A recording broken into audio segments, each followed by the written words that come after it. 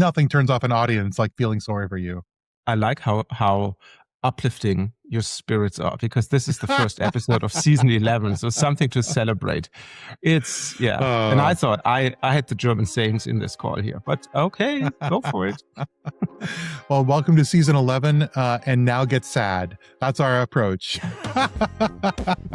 Welcome to the What's Your Baseline podcast, where we demystify enterprise architecture and business process management. We're here to bring best practices and lessons learned from our years to your ears, as well as interviewing friends we met along the way on our professional journeys. My name is Roland, and I'm joined today by my co-host, J-M and Roland. Hey, J-M, what are you working on today? What am I working on today? Well, only like every day, what's your baseline? My goodness. Welcome to season 11 of this amazing podcast. And now the new year of this wonderful company. My goodness, Roland, it has been a fantastic time growing so far. And I'm so glad we had a great response last season to BPMOS and all the amazing stuff that What's Your Baseline LLC is getting up to. But boy, I'm really excited for this season of the podcast specifically. What have you been getting up to, my friend? Well, is that time for the advertisement now, or shall we wait a little bit? Maybe we'll serve up some like knowledge and then we'll advertise. How about that? Oh, okay. So yeah, short thing. Obviously, busy, which is good. I'm developing little apps. You know, you might have seen it. So no, let me rephrase it. I'm the marketing genius here in this team here. You know, and I teased all right the BPMOS apps. I don't know, multiple times, and then I just forgot to make the big announcement. Hooray! It's there. You know, yay! Go to the website and take a look. And if you like it, buy it. You know, and that was just like 2 months late, 6 weeks late, whatever. So, but you're getting it done. You're getting it done, my friend. Well, yes. What I also got more done is more apps. So more use cases, to be very precise. So as you might recall, and that's what you see on the website right now, is that the first use case was learning and enablement. I built and am building 3 more. So one is, I don't have a proper title for it, from requirement to implemented solution. Right. So the whole SDLC and how to map that. And that's because I also work with Mike Schenk on Inside Twin, and we have that little need to get our development team straightened out, you know. And then I'm also working on planning exercises. So when you think about it, you're a BPM group or an architecture group and you need to create something. And in one of my projects, they call that the process and procedure factory. Right, you need to obviously plan what you do. Right, your existing content, that big pile of stuff that need to be sorted through, those big demands that come from people. You need to manage that. Oh yeah, and I've seen big planning apps that are really bad. Oy. Oh, and they're so complicated and they're just impossible to use. It's not only planning. Yeah, it's also obviously tracking the status and maybe more importantly, what is the process that you go through? And we all know. Yeah, totally. In that tool that shall not be named here, because we're obviously an equal opportunity tool supporter. When you import BPMN diagrams, you know, you have to go through some hoops because it's get created in a certain model type, and then you need to copy it and la. So what I did is I built cards for this that prescribe for each step the objective, the sub steps, and all that type of stuff. So anyway, that's one, and the third one is the whole process around tool selection. So I hope I'm really excited about that. You see a picture coming together that I have with BPMOS, you know. Take a look what a team needs to do. You need to train people, you need to select a tool, you need to plan your work, you have to support an SDLC, and then build those supporting tools that are not covered by the platforms. And I think this is a good pivot today to our topic, because what I think you're doing is you're filling in a lot of the gaps that you find in a lot of practices.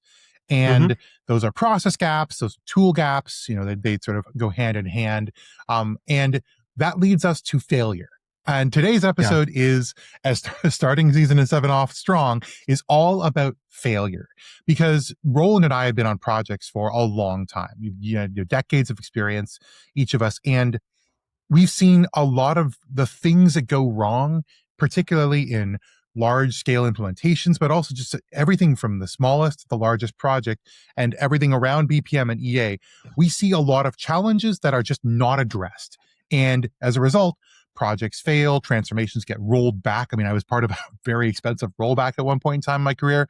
Oh, I don't want to live that again. And we wanted to take this episode to, like a lot of people do, kind of talk about the failures we've gone through and things we've done wrong and would do differently. And Roland, when we started talking about this, you have this list of all the terrible pain you've experienced as a result of these things going wrong.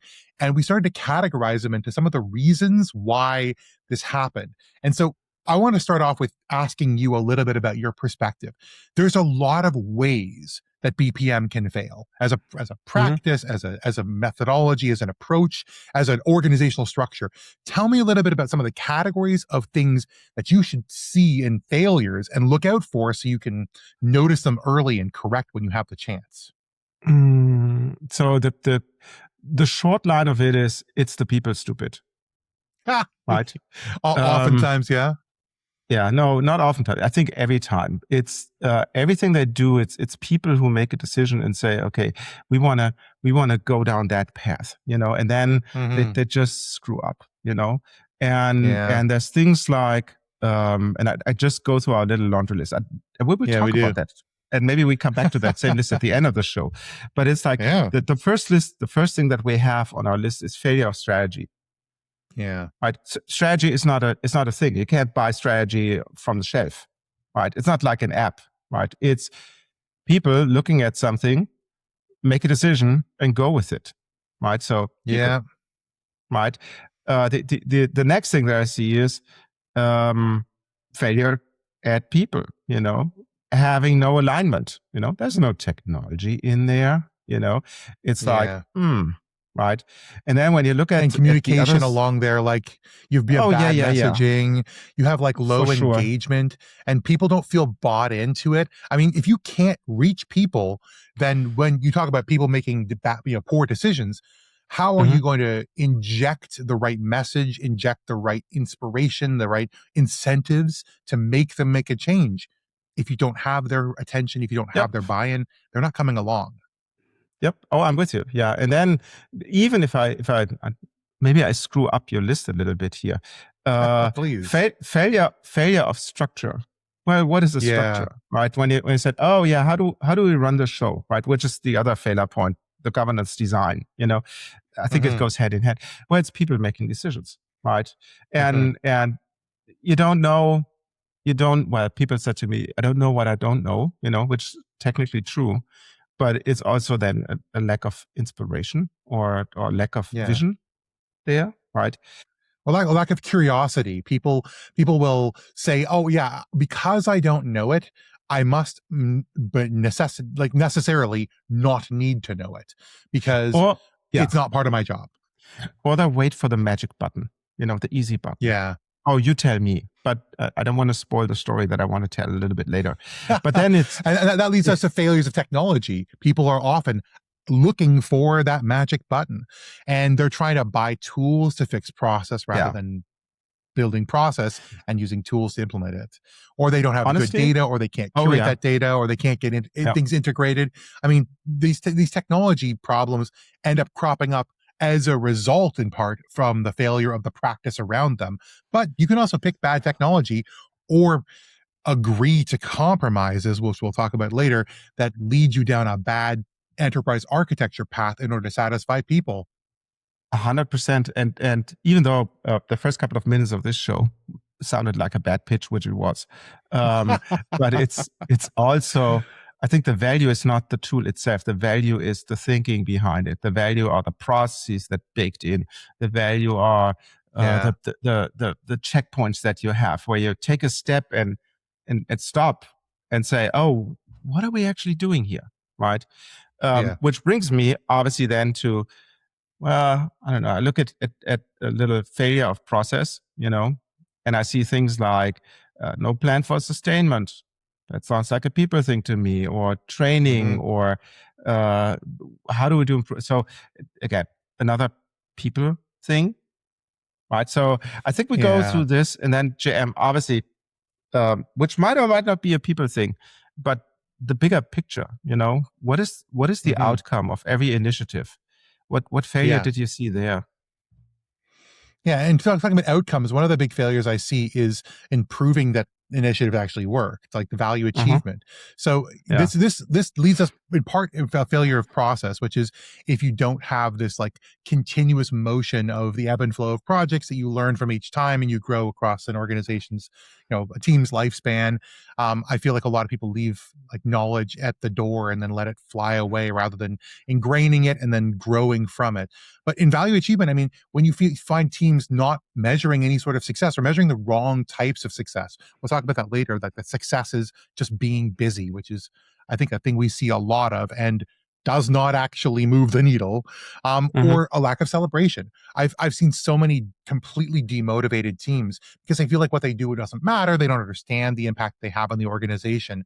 And they focus on like, just get my job done rather than seeing like a tangible benefit and seeing how that directly affects their colleagues, directly affects the organization, directly affects the customer.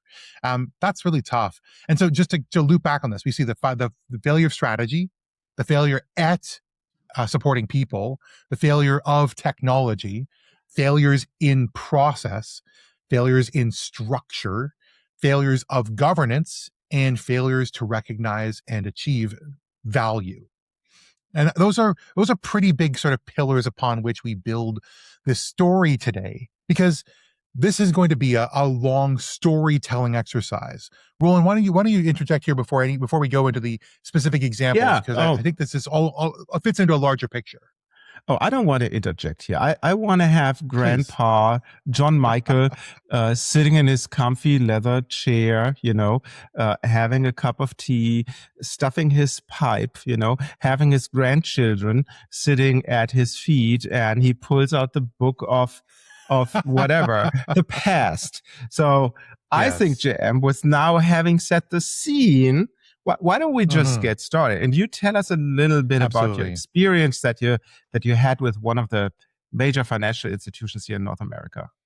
Absolutely. So I'm going to tell a story, and actually Roland and I are going to follow this structure with all of our stories.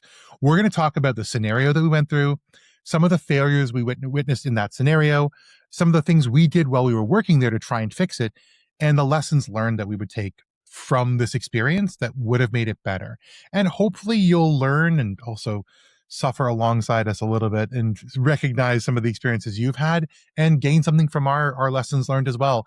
And maybe interject the way you would have, like we say in the lessons learned, so that you don't experience this in the future. So I worked with a major financial institution, household name. It was a really interesting large-scale BPM project that was mostly focused on improving internal experiences. So there was some customer focus, but it really came down, a lot of the work that was being done ended up being in policies and procedures that needed to be run at the desktop level from the people who worked in the organization, not always customer-facing, a lot of like internal work that was being done. And there was an initial excitement around this, but the way that it broke down from an executive perspective is that they asked for a result that was difficult to achieve. They were like, we want to use process to make employees happier. And they said, we don't care what the methods are. We don't care whether or not this is sustainable or like you have any like learned knowledge you're gathering. We just want a higher number on our feedback from employees. And so they were like, go out and do this. And in order to achieve this, they imbued a lot of different people with that mandate. And they put them all into one central space where they were working. And that led to a very specific immediate failure, which is too many cooks in the kitchen. Everybody had this mandate. Everybody felt like they were colleagues, and everybody had their own particular spin on how employee happiness was going to be achieved through process. And so in the configuration of their central environment, of their way of working, everybody had to have their little special pet capability enabled. And so what ended up happening is that everybody was very unhappy because they destroyed the readability, the navigability, any of the capabilities. There was no one core capability they were enabling. They were enabling 30, and they thought they were all the same value. And so what ended up coming out of it was a practice and a platform that didn't actually serve anybody. I hear two things. Please, yeah. What I'm hearing is selfish behavior when it comes to projects, right? Oh, my initiative is more worth or better than yours, right? I don't need to talk to you, right? Because I just do my thing, right? That's what I hear on the one hand side. On the other hand, I hear the, I don't know, tool perspective, oh, Yeah. what are we gonna create, and will it be reusable in the future? And is it whatever? Do we all use the same standards and all that type of stuff? Yeah. What those two, the two problems that you saw in that scenario, or what was it? Absolutely. And as a note, people were also coming in as external consultants. They were each individual like stakeholder who thought they were all equal in this cooks in the kitchen. Were hiring external consultants that were advising them to use different methods or different tools, or like they started trying to pile their own special sauce on top of it. Now you'll hear me use the word special sauce a lot, because a lot of these organizations I've worked with believe that they are special and different than everyone else. And like, let me give you a preview. For the most part, that's not true. The baseline of how you approach BPM has a lot of commonality, more in common than you do different. Hey, I spoke to your mom, she thinks I'm special too. So, she didn't talk about you, but that's a different story. No, just kidding. So it became unmotivating. Everyone got really unhappy. But hold on. Why is it bad? Because what happened is it fell out of favor. And this is the outcome, was it fell out of favor. People stopped using it at one point in time. They essentially, it had become a graveyard for old documents, and as an obligation for a small number of stakeholders to actually become like somewhat versed in this enough to present deliverables. But ultimately they were doing work separately. And what ended up happening is that processes started to fall off. The interconnectivity and handoffs were just lost. Any of the information and the gains that would have been gathered by having a process inventory to understand what capabilities they had were totally off, completely off. You have people submitting new requests through an ARB for a capability in a system that was already enabled by a process that worked on a different system. It became like this wasn't even there, and it wasn't even useful. And the people who were maintaining it became very disheartened. And so the whole program for this whole thing just became a relic and was treated as such. In fact, it became a bad word to talk about BPM at the organization. That's really scary and sad. So the question is, how do you fix it? Right? How do you approach the fix for this? It's not unheard of that process gets a bad name, right? But what I'm hearing is, correct me if I'm wrong, I'm hearing it's seen as a one and done. As long as we do this thing, then we just move on to the next one, and we just pile on top of it, and we don't care if it fits together because it's not needed. We can just put another one and done on top of it. Does that describe it? That's certainly one of the failures. And also that even when they were done, that no one was ever really truly satisfied. They were like, oh, this sucked. And a lot of like, we slogged through and thought of compromise. We're never going to do this again unless you absolutely force us to. And they didn't have strong enough mandate from an executive stakeholder to actually make them do it like that. So it became a serious issue. So the question is, how do we fix this, right? So we start with the basics. You strip everything down to the bones. What methodologies, what platforms, what approach are you taking to this? And what are your actual core use cases you're trying to satisfy? Once again, employee happiness was a key part of it, internal employee satisfaction. And then what is our minimum viable product?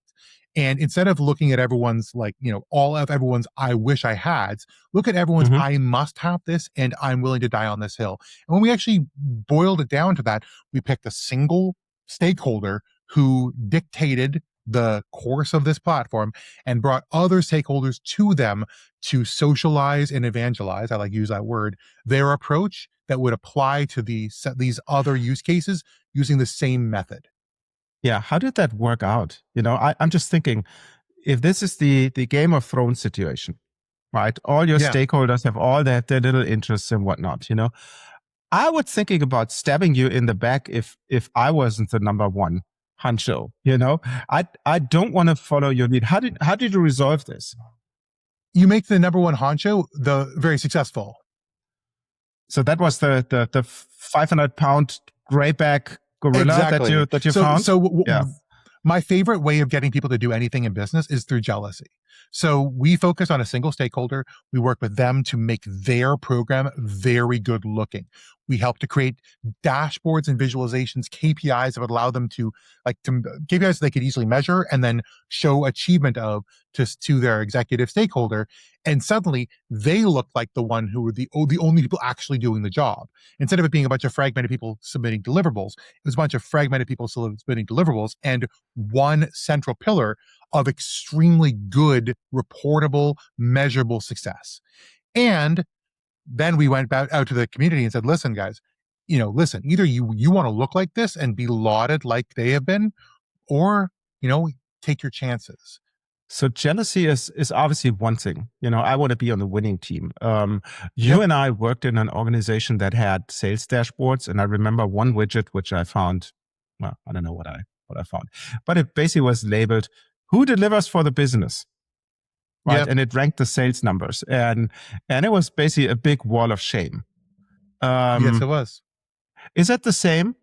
Is it just jealousy in a 180 degree thing? Would you recommend fear and jealousy are very close. Fear and jealousy are very close. What I will say is I tend to look, last season I loved having Michael Roseman on the podcast. It was fantastic. I like his positive spin on things. I've always had the positive spin on things. I'm not looking to find the lowest. I'm looking to find the best. And that's what Michael said. I'm not looking to find your worst performing process. I'm looking to find your best and seeing how we can replicate that. And that was the way that we achieved it with them. We showed early wins. We also didn't wait until everything was completed. We showed wins along the way. So continuous feedback, lots of celebrations. We made a big deal out of even small things. And not so much that people got tired of it, but enough that people got interested in it. And we spent a lot of time doing tons and tons of training. There was a lot of people going around and speaking about how to look at things, how to read certain graphs and charts, how to get involved, how to contribute your knowledge, how to be recognized for what you did. Lots and lots of socialization. And ultimately, this helped grow the program back from what was kind of a graveyard into something that was actually something people wanted to not just keep alive, but to celebrate through. It became a dance hall. And what I learned from this, though, is I think the biggest failure of this program was not spotting that problem earlier. If you say yes to everybody, then you said no to everybody because you cannot possibly satisfy everyone. So we should have seen early on when we were saying yes to everyone that this was going to ultimately result in fragmentation and people, not being able to do a single core easy thing. I also had a very important concept here, which is that information needs to be readily accessible. And however many, however deep you want to bury that information, essentially it should be on your home screen. How to find everything you need without having to go look for it. And I know AI has changed a little bit of how that works, but essentially things need to feel simple. They need to feel accessible, and you need to feel celebrated for the work that you do and understand that it actually moves the needle. And that's a big lesson. And get it early. That sounds like a good closeout of our first use case, which I think it had a happy ending. It did. Yeah, the second scenario that I will talk about, it didn't have that happy ending. This thing happened a couple of years ago when I was working with one of the software vendors and a big healthcare company, and they bought a boatload of licenses. Right, so they started with 100, and then the next year they had 1,000, and they were talking about, oh, we give it to everybody in the organization. We're talking about 8,000, and you could imagine how the eyes of our salespeople, turned green, like, ooh, ka-ching, ka-ching, ka-ching, and then we asked those silly questions like, oh, how is it going?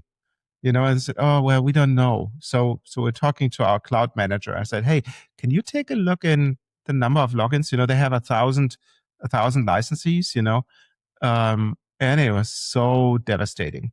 The number that we got back, and I hope I got the right number, was like 143. And the average session length was like 10 seconds, 15 seconds, which basically just means of the 1,000 people who got an email, oh, we got that new tool, 10%, 15% logged in and changed their password, if at all.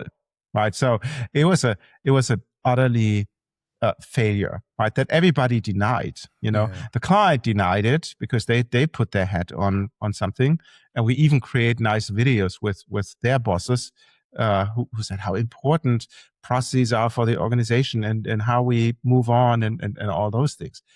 But then we thought, okay, we need to help them, right? And we were 3 people flying down to the client and spent 3 days with them. And the failure was like lack of knowledge, if you will. Was there an excuse? We just don't know, so we couldn't do it? No. Do anything more than log in? No, it was like that. I asked the VP and I said, hey, what do you intend to do? And her answer was, well, we're going to implement APQC and then we manage our processes. Sounds good, doesn't it? And I was asking like, well, what does it mean in plain English? And you know what the answer was? You tell me.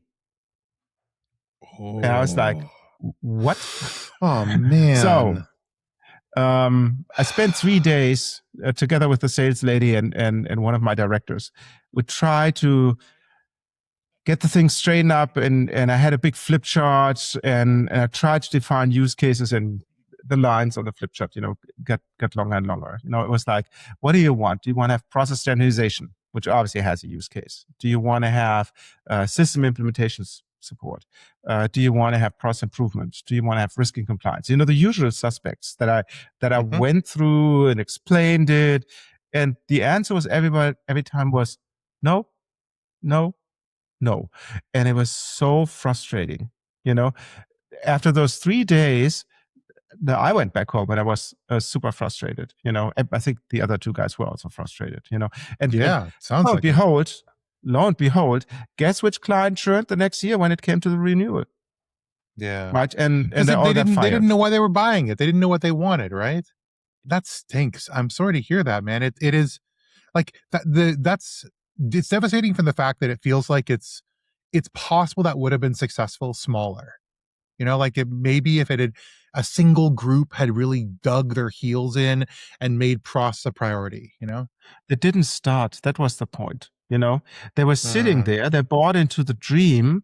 Oh yeah, we get control over our organization and what we do, and we get the visibility and all that stuff. But they didn't want to do the work. Right? They had one director. She was really good. We had all those method conversations, and she understood the administration and she understood the concepts. But she was just a director there, and her boss didn't understand, and that was the big blocker, And I think that the lesson learned from this is a couple of things. Well, fixes. I need to get into the structure, right? So what would have been the fix for it? The fix for it, I think, where we succeeded was selling the dream, right? They obviously talked over money and said, "Oh yeah, we want this. This is a shiny new toy, and it will make us be better, right?"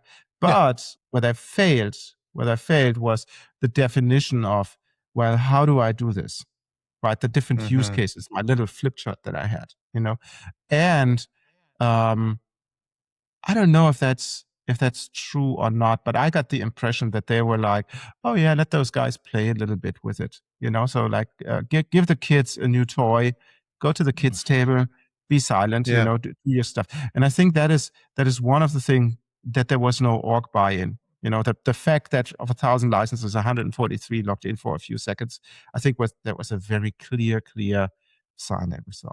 So, what would be, if I had my druthers, what would be the things that I would do differently, And that would be, if you're listening and you're a vendor person, talk with your client about the use cases, right? Yes. And make sure that it's clear, even though it might cost you a sale, and I know it will hurt you deep inside, but make sure that the client really understands. Right? It's not just selling the nice picture and saying, "Oh yeah, buy my tool and you will be beautiful and everything will be good, sunshine and roses, No, tell them what it actually takes, and then have the commitment from the very, very start, right? And then you drill down on that use case. right? You find the projects in your organization that you can help with. You put the work in there to partner up with those projects, and then come back. And you said it in our little intro, the benefits realization, the value that you want to get out.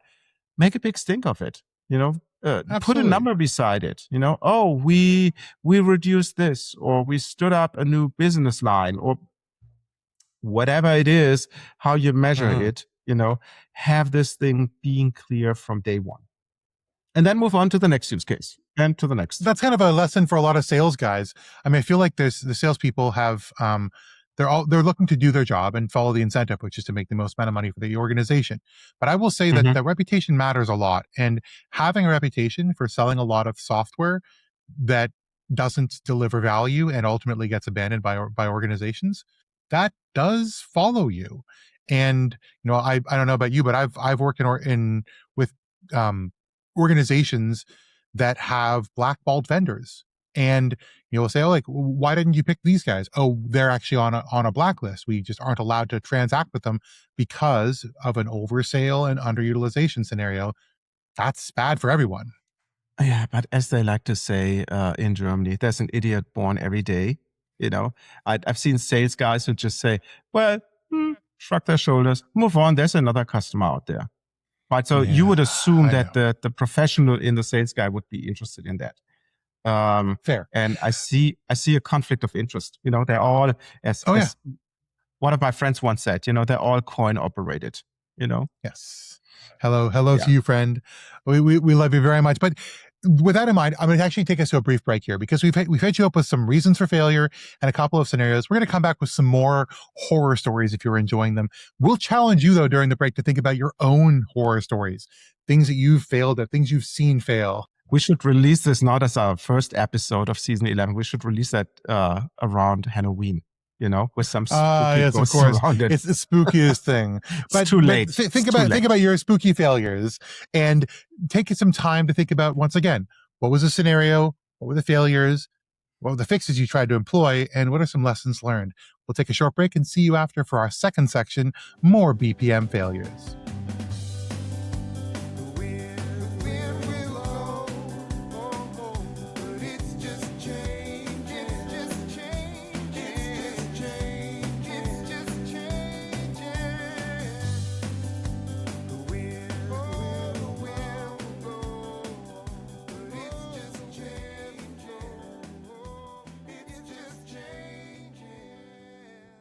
And welcome back. So, J-M, how's the pipe doing? Is it still smoking? Are the kids, did they fall asleep on your feet? Or okay, good. Back good. in my day, we used to fail for reasons other than we all invested in AI and it didn't deliver capabilities. Oh no, we were stupid way back when. Yes, but speaking of which, do you have another happy story? So that the dog also gets scared. Oh boy, I have this. This is one that really stings me because it's close to my heart. So years ago, I had an opportunity to work with a major international airline carrier. I was really excited to do it, and I came in with this idea of a massive reimplementation. It was focused on kind of their ERP / passenger management system. It was a very, very cool thing that they were doing a major reimplementation, or actually a new implementation of a capability. And it was from the get-go specified that BPM was just going to be used for this project only. And that's actually not terrible. I don't like it because I like to see it as a program or a lifestyle. But if at least you set the boundaries for this, that's okay. But the problem is that as the project went on, it was revealed that the scope was way too narrow. It set it extremely narrow, and every different interface with other systems, with other teams, started coming out of the woodwork because they hadn't done effective scoping and they hadn't done regression analysis style, like impact analysis. If I change this, what will change? And then what will change? And so every time we proposed a new change, we now had a new list of stakeholders we had to reach out to that weren't on the initial list. And they weren't on our contact list. And it became a very big mess immediately because this major ERP connected to the rest of the systems of the organization, many of the systems of the organization, whether it be the payment systems, whether it be the aircraft management systems, like everything was being touched by this. And the other part about this is that this was being done specifically in a bubble on purpose. They're like, listen, we're going to make it just a project. So we're going to set you up in a physical location with just this like pretty experienced team of people who know our business very well.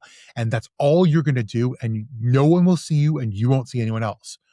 Well, the minute we discovered the other stakeholders, now we had to break this bubble entirely open. And it became a very difficult conversation because it was designed not to work like that. And that's just a complete failure of scoping, a complete failure of the understanding of interconnectivity of systems. And the last piece of failure was that this was done by a vendor dominated environment. The ERP vendor was dictating the terms of almost everything, which means the scope was kind of set by them, not by the client. Meaning when you listen to your vendor over the needs of your company, you're suddenly in a bad position. So that's a really tough situation. And we wanted to fix this. Yeah, I was thinking 20 years ago, I almost had to say when I had hair. That's not true. I didn't have hair there either. It was like the big ERPs, oh yeah, you have that pendulum swinging, from best of breed to custom to standardize, and at that time, everybody says, oh yeah, take the SAP reference content and we adjust our process so that we follow those best practices. So I think it's a choice, if you will. I don't think it's inherently bad. The other thing that I was wondering in this example, and don't do a 30-minute explanation of this. One could see this, and I've worked with a medical device vendor who created whatever pacemakers and stents and all that type of stuff. They had, for example, a hospital of the future, right? So they built a little room in their building, close to the lobby, and you walked in and was like, ooh, your pacemaker directly connects, and you see it on the screen, and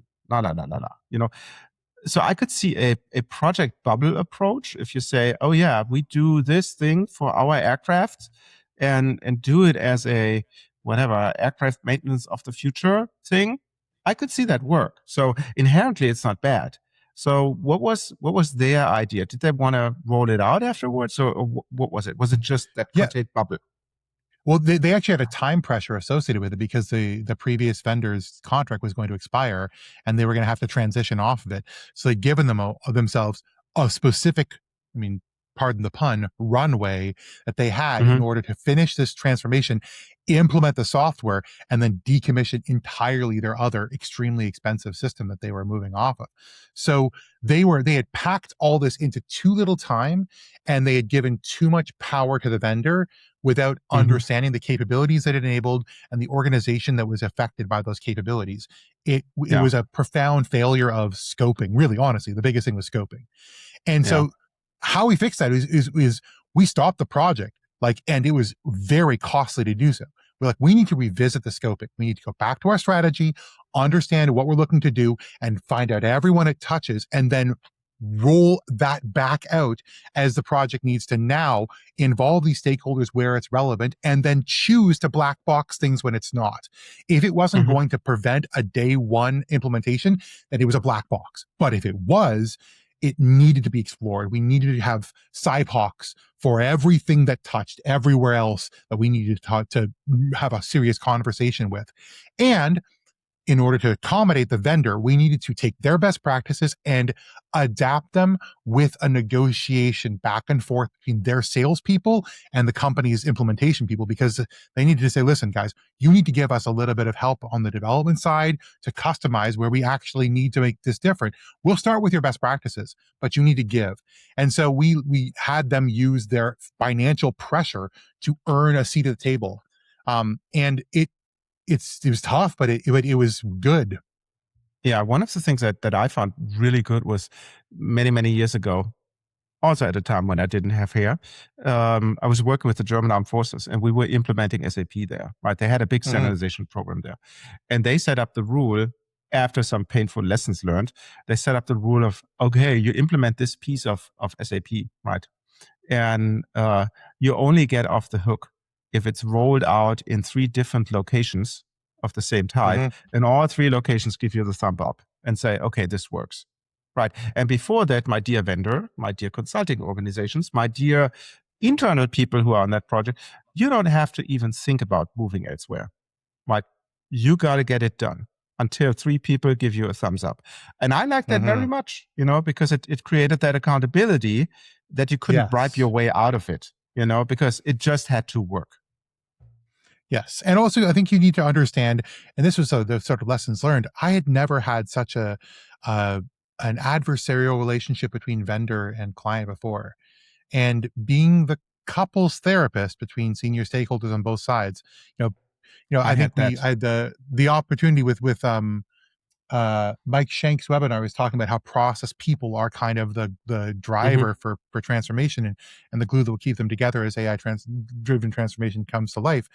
This was the same thing. Process people became the driver, but in this case, for therapy, for business therapy that resulted in them both coming with a better relationship. I did that for 3-4 months, I forgot, with one of the big telcos in Germany, where there's only one. Anyway, with them and one of the big software vendors that everybody has on their PC. And it was to a point where the development lead from that vendor and the test lead from the client didn't talk to each other, and they hired Accenture for quite a coin. And I said, Roland, we got a new project for you. And then I went to Münster and I played the defect manager for quite a while and tried to get people together at the table. And I don't even know if I was successful. So the vendor shipped something and the client accepted it. So I guess that's a success. It came to an end, but it was like herding cats. And I created some statistics. Yeah, and I think that having a consultant is important. And for a consultant specifically, one of the important qualities is emotional intelligence. Like you need to be able to both understand the business, so you can understand what they're talking about, and understand the people, so you can understand why they're talking about it and how you can make them say the same thing. Yeah, but why did that then send me? You're okay, Roland. Listen, I know despite your very severe exterior, you have a warm heart. That's why #Roland cares. Is that not the case? If you put coal into a fire, it's getting warm. Absolutely. Meanwhile, Roland, I'm talking about Roland Cares. I know you have a big financial institution that you've been working with for a while. Yeah. And there's been a bit of challenges here and there. Tell me about one of the failures and I make it short because that could be a tale that not only, in this case, it was process mining, but this also could be about AI or any other, bleeding edge technology, if you will. Right. So as I said, it was a financial organization. They did really good work. They were using the modeling component of that platform. They said, oh, you're going to have process mining too. Let's do process mining. And they got some good results in initial projects. They did like 5, 6, 7, something like that. And they really liked it, and they said, well, how do we roll this up now?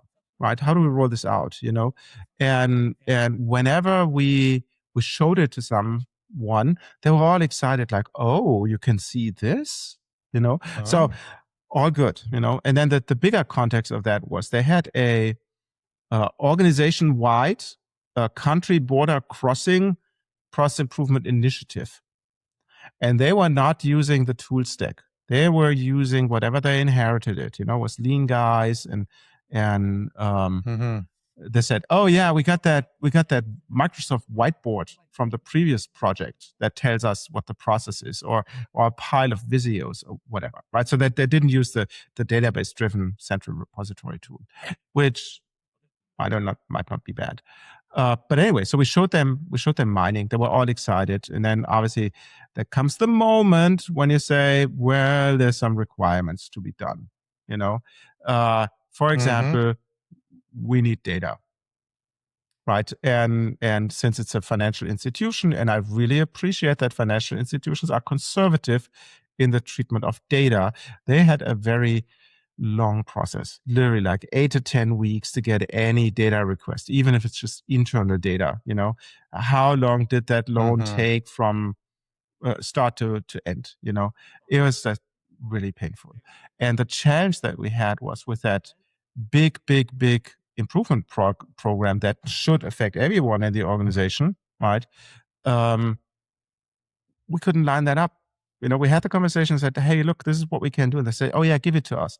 And we said, well, it takes a couple of weeks until we get the data, right? Before we even can do something. Mm-hmm. And I said, well, but we're going to do 4 to 6 weeks projects.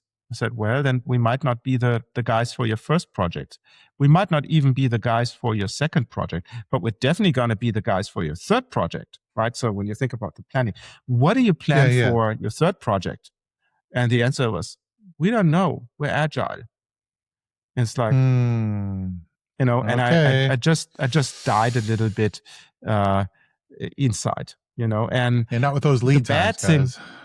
The bad thing that happened is, it was not that you went and said, no, we need to fix this, right? We tried. We tried to speak to the data people, and they were as flexible as a big rock, So, and what happened? Well, I hope they came back with it. But the last time I checked was like, they basically gave up. Right? I said, well, we got those initial successes, but it's too hard. It's too hard to do this here, So I focus now on other things. Right, and that was really, really sad, because I thought they really did a good job, with their first couple of projects. Everybody was excited. You really felt it when you showed it to people. Their eyes lit up. It's the dream scenario that you want. And then you hit that milestone, that big rock, that doesn't move, and you just say, "It feels terrible." Meh. Yeah. So I think the fix would have been to have a standardized process for process improvement. Mm-hmm. I'm not against agile by no means. I think it's much better than year-long projects where you don't get any result realized or benefits realized. But that was the complete opposite. They said, no. Yeah, we have an approach, but we have no place for you. Right. So how do you embed a capability like mining into that internal process for process improvement that you put in? And that was basically what we failed at, and I would highly recommend, if you want to do this, doesn't have to be a big exercise. My lesson learned was, figure out the stakeholders, in this case, that big process improvement team, make your offer. They might say, no, we don't like what you do. Okay, that's fair, But if they say, hey, we like what you do, then become an integral part, and then use your organizational power as the chief transformation officer, whoever runs this initiative on a C-level or stakeholder level, use it and make it mandatory. And then obviously it's different if the little minions like us go to the data guys and say, oh, give us, or if somebody with a C in front of the title gets there and says, Chuck Schumer, like, glasses on nose, and say, really, you don't want us to be better, really, and I think that is the lesson learned. It's bottom up is good, but you need the big gun in the background, and you need to be embedded in the process. And I've seen many projects where that just simply didn't happen. Process modeling, enterprise architecture was all seen as a nice to have. It was never on the critical path. Yeah, that's something that I used to say a lot, is that if process is for you as a nice to have, I don't want you trying process. You only want it if it's a have to have. If you will really invest in something you have to have. And if you go in sort of half committed, all you're ever going to have is half successful. Oh, less. Exactly. That's something that I with the next story that I want to tell is a little bit about that split. Hold on, before you get started, I think we should have little jingles between those things. It's too late for this episode, but it's like dee-dee-dee-dee-dee, I think that would be great. Did you fail? Yeah, no. Well, hey, listen, go to the TLDRs. Those are the ones. That's yourbaseline.com/TLDR. That's going to give you a little bit of this view into it. Talk to me about your next horror story, in that early Halloween here. this is something I really hate. There's two parts of the story. Both are things that are failure. The first failure is something that I think a lot of people have seen before, which is I work with a company where there were just too many silos. And the silos were well established, they were very long standing, and each one had complete control over how they did things. And the company's vision was to have a unified methodology, platform approach across all these silos. And each silo's vision was, I don't care, I'm successful. Why should I work with you? I don't have to, so I won't. I was a lot younger in my career. I didn't feel like I had the credibility to stand up to these people who've been at the company, 20, 30, sometimes 40 years of the same company, who said to me, listen, kid, like, we don't need your stuff. We've been successful without it. Why would I ever take it from you? That was number one. A big failure at the organization, really struggled to have any sort of structure across them. And it was, and they sort of had a lot of like people whispering in their ears how good they were at their own things. Why should they work with someone else, take a risk? The second half of that, this company that is another failure that is really, it haunts me in a lot of organizations, is that instead of training their own people, they only ever bought knowledge. Everything was purchased knowledge through consultants. So when I came in, I did a training actually for them. I didn't train a single member of their team. I trained external consultants who they'd hired to do the job. And when the external consultants turned over, there was some, onboarding and offboarding, socialization of their methods. Loss of knowledge. Once again, no one of the team was ever trained. And so when the whole team left at the end of the consulting contract, the company was left with zero capacity to sustain anything they'd ever done. And so whenever we found pockets of success, first and foremost, the people we were talking with had no idea what they were doing or why, because they didn't know anything about the entire methodology. They just knew, like, generally it aligns with our strategic vision. And number two is that they could not even maintain their models, their hierarchy, the digital twin. It was entirely a foreign substance to them. And so it was just like oil and water. They completely separated from it. And they were like, oh, don't touch this, because you might break it.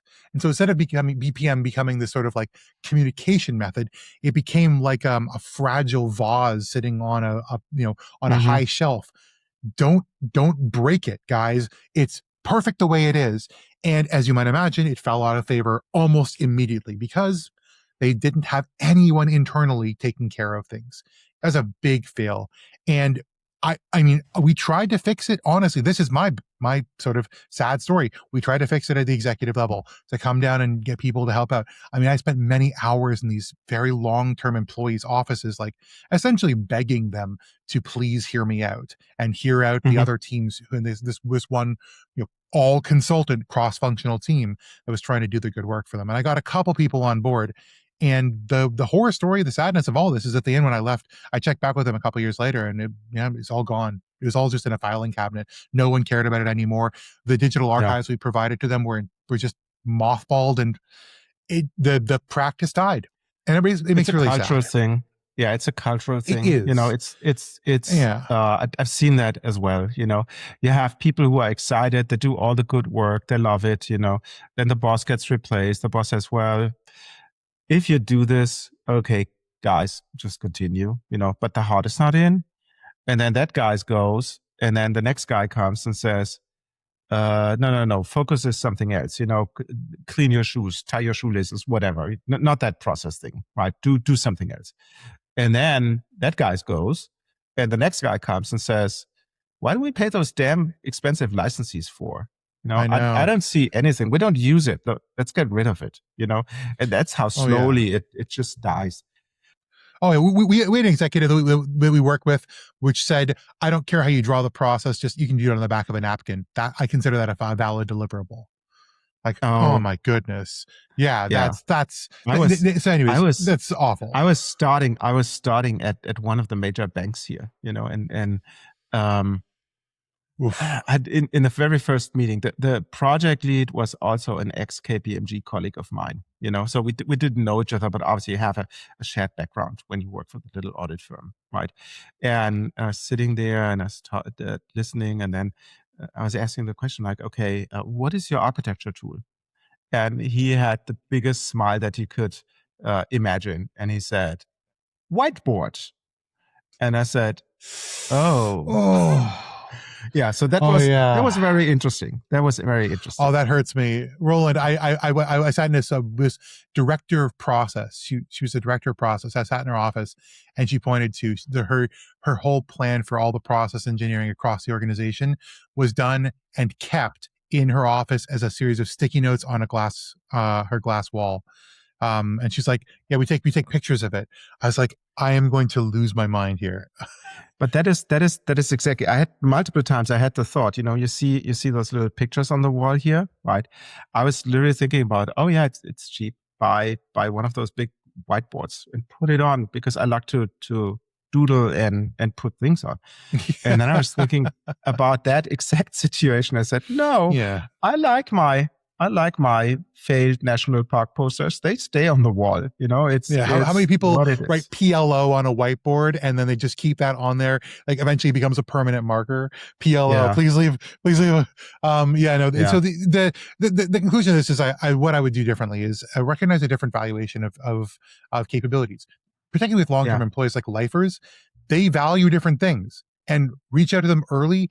Figure out in the project before you get underway what they want so that you can appeal to them much better, and then involve them more actively in the decision-making process. You cannot fool them with shiny new things, particularly for very long-term employees. They've seen everything. So you need to appeal to them at their very core.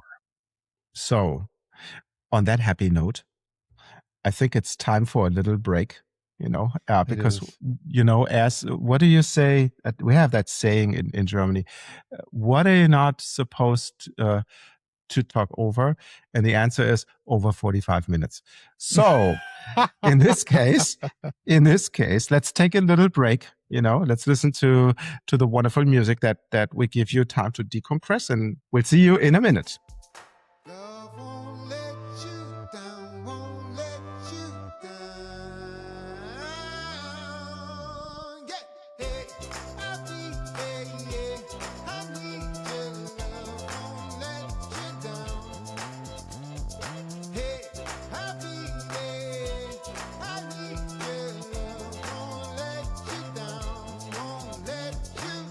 And we are back. Oh, Roland, this has been a trip down memory lane, and maybe a little bit of a bumpy one at that. But I've certainly enjoyed telling our lovely audience of all of our failures, and hopefully imparting some wisdom to them that they can use to prevent them from going through the same stuff we did. But let's leave it to you to give us a summary of what we've heard so far in the episode. Yeah, you have a very, very sad form of humor. When I think about all the horror stories that we spoke about over the last 45 minutes. You're the German guy. Oh, my goodness. Enjoy morbid. Yes, morbid. Okay. So let's put it on I don't know if you can put it on a happy note when we talk about reasons for failure, but let's just summarize some of the things that we have. And I'm really curious, dear listeners, if you're still with us here, I'm really curious what kind of horror stories you have seen in the past. So, to revisit the list that we spoke about at the beginning, why do those programs fail? Right. So it's a failure of strategy. Lack of vision, no goals, no alignment. All those types, incentives, all those things. It's the failure of people. Right, the lack of executive alignment, inconsistent communication, low engagement, change management, one of my favorite topics I like to talk about, but I can't because this is a process and architecture podcast. It's the failure at technology, right, where your example, where everybody does what they want and they all get their little thing, or my data example that I gave. A failure of process, right, and I think you captured it well in your one example where you said, oh yeah, this is what we implement, and standardization versus, all those things, right? So, or your incomplete training, or your training of your co-consultants, and they all disappear. Failure of structure. I think we didn't talk too much about that. The people who care, right? I hate the word center of excellence. I don't know how we ended up in the episode with T, what the consensus there was. But at the end of the day, you need to have people, excuse my French, who give a shit, right? And they need to be there. And if you don't have people who are there, like the example that I gave, we're going to import APQC and then manage our processes, well, that fails. And that brings us obviously then to the biggie, the failure of governance. Well, how do we run the show? It doesn't have to be bureaucratic. I think that could kill things, but at least you have to have some standards, right? And you need to tell people what is expected of them, right? Oh, this is your role. This is what you're expected to do. This is the outcome. This is the quality that we want to see. And that all leads to the last thing that you obviously also so elaborately explained, is obviously the failure of the value achievement. The question of, why do we do this? When have we won or not? And what do we do if we're behind? We had that little World Cup thing going on here in America and Canada and Mexico lately. Somebody needed to win, right? And the question is, if there were 48 teams, 47 went home without a trophy. So what are they going to do next? Do they just lay down flat and give up? Or do they stand up, brush off the dust and do something else and learn something from it? But with that, J-M, I would love to hand it over to you, but not before I forget to remind our dear audience that we have our wonderful What's Your Baseline webinar series, typically somewhere around the third week of the month, give or take. We try to get into a rhythm here. And I think our first one was a good success. And depending on when this shows, I'm pretty sure the second one will have been a success. And I encourage One you. can only hope. Yeah. It's the completed future. And just watch out for the announcements. We would love to hang out with you. J-M is actually a pretty good host, just saying. Aww. Yeah. And we've got some great friends who are speaking on these webinars. So check that out. You can check out lots of stuff at whatsyourbaseline.com. And this is a note to you to go do that. So go to whatsyourbaseline.com and check out a few different things. So bpm-os.org, which is another thing at What's Your Baseline, for all the apps that Roland's been developing, that What's Your Baseline LLC is putting out there. You can check out What's Your Baseline, of course. If you're seeing this on LinkedIn, or if you have, great. If you haven't been to LinkedIn yet, please follow us on LinkedIn for those LinkedIn lives and also for regular updates. If you want some great writings, go to Substack. Roland's got a whole garden of writers at What's Your Baseline Substack, which is fantastic. And of course, if you want to support this podcast in any sort of way, we've got subscriptions and monthly memberships available on Patreon, where you can find some behind the scenes content, some extras, some fun moments for you. But we want to say thank you for sticking it out to the end of the episode, for being here as our fantastic audience, and for learning and growing with us in this BPM and EA world. But until we see you on one of those wonderful platforms, I've been J-M Erlandson. And my name is Roland Wold. And we will see you in the next one.